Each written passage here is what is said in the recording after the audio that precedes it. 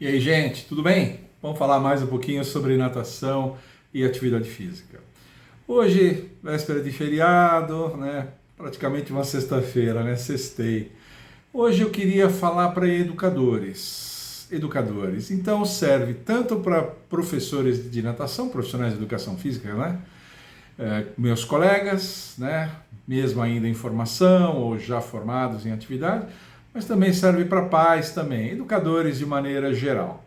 E esse vídeo eu vou fazer baseado numa experiência que aconteceu outro dia aqui comigo. Outro dia eu cheguei aqui na USP muito cedo, não cheguei nem a tomar café, acordei cedinho, saí de casa, falei, toma um café lá na USP. Eu fui tomar café numa lanchonete aqui da FAU, Faculdade de Arquitetura e Urbanismo.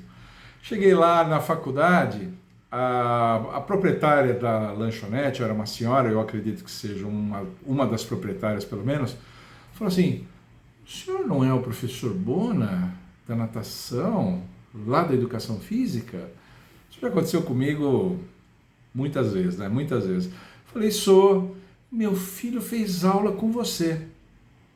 Falei, nossa, que legal, que bacana. E ele, ainda nada, ainda está gostando? Ele falou, não, professor, ele começou no outro curso de natação, nós temos um curso de natação aqui que pega crianças mais novinhas do que o meu, que é da professora Kika, né?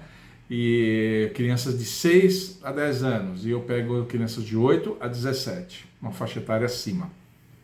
E ele falou, ele fez 2 anos com a Kika e com você ele só fez 2 anos, ele não quis ficar mais. Aí a gente não quis forçar, mas ele adora natação até hoje, ele virou um profissional de educação física, fez educação física e hoje ele rema, é remador, é atleta do Clube Pinheiros.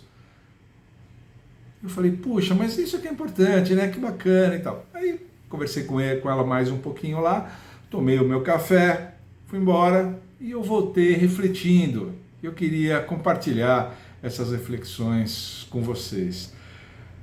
Nós muitas vezes queremos que a criança fique na natação, porque é minha praia, eu adoro ela e quero compartilhar isso com o máximo de pessoas possível, pelo maior tempo possível, evidente. Né? E os pais também, os pais já estão acostumados, já conhecem o esquema, gostam da nossa metodologia, tem a logística toda favorecida, esse aluno, inclusive, ele mora aqui pertinho, pelo jeito, né? Enfim, e às vezes a gente, quando o aluno fala que ele quer parar, que ele não está mais interessado em fazer aula, alguma coisa assim, a gente resiste e a gente insiste com ele. Não, fica mais um pouco, né? E muitas vezes nós devemos ter um certo cuidado com isso. Claro que a gente deve insistir para garantir que essa manifestação de vontade de parar alguma coisa e tal não seja uma coisa passageira, extemporânea, fruto de alguma coisa completamente contornável, né? Um começo de bullying, uma coisa assim. Claro, a gente deve investigar e ver se é isso e tal. Agora, se a criança, se o jovem, né, no caso, está zicado mesmo, ele não quer, né, fazer, eu já falei isso em outros vídeos, né? Se ele já venceu aquela etapa da adaptação ao meio líquido e de ganhar uma certa eficiência no meio líquido para se deslocar e para se salvar, né, para melhorar a sua segurança, criança sempre precisa ter gente olhando, né? Sempre. Criança jovem sempre precisa ter alguém supervisionando. Mas se ele já tem aquele mínimo, já faz o crawl, costa, já tem uma boa noção de peito, bordo e tal, a gente não deve insistir demais, não deve insistir demais. A natação é um esporte individual e solitário, né? Eu falo, é contagem de azulejo. Então, continuar por muito tempo na natação é coisa para quem se apaixonou pela modalidade, para quem realmente gosta daquilo. Aí deixa e acabou. Agora, se o jovem não se apaixonou pela natação e manifesta a vontade de fazer outras coisas, a gente não deve impedir, a gente deve deixar. E eu já avisei também em vídeos anteriores aqui que isso é frequente na fase da adolescência, porque na adolescência, todo mundo sabe disso, o jovem se liga muito no seu círculo de amizades, nos seus amigos.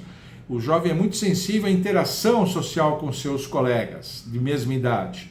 E a natação não favorece essa interação, né?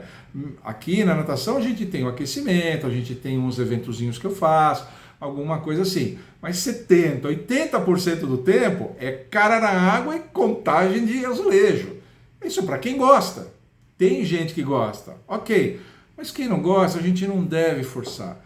Porque a gente deve manter, como no caso do filho dessa senhora, a gente deve manter nele esse gosto pela prática esportiva e da natação eventualmente. A natação vai estar sempre com ele, a natação ele vai poder lançar a mão dela quando ele for para a praia, quando ele for para algum lugar que tenha piscina. Ele vai passar esse gosto da natação para os seus filhos, ele vai colocar os filhos para aprender a nadar, se ele tiver esse gosto ainda. Ele, mais tarde na vida dele, quando ele precisar disso, for um homem maduro, precisar se recuperar de uma cirurgia, precisar fazer uma atividade que não comporte impacto, ele vai ter a natação para fazer esse tipo de coisa, e ele vai ter a natação para entrar pela terceira idade dele em diante. Então veja quanta coisa importante.